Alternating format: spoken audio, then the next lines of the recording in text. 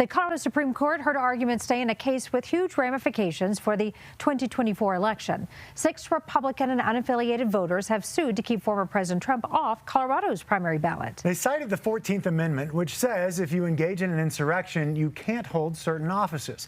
Political specialist Sean Boyd was in court today, and Sean, a district court judge found that the amendment doesn't apply to Mr. Trump.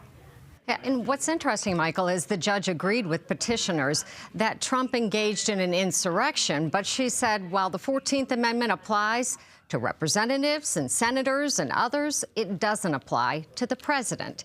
And today, some of the justices on the state's highest court seem to agree. They pointed out the 14th Amendment specifically references senators and representatives, but not the president.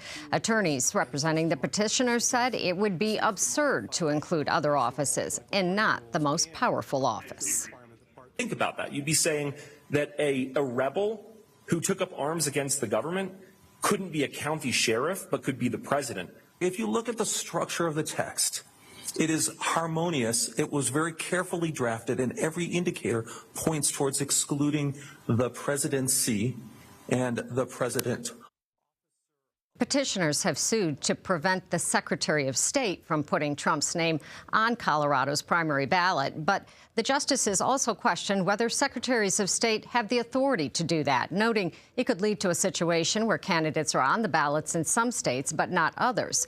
The judges are expected to issue a decision early next week. Colorado's primary ballots must be set by January 5th, so this case is being fast-tracked.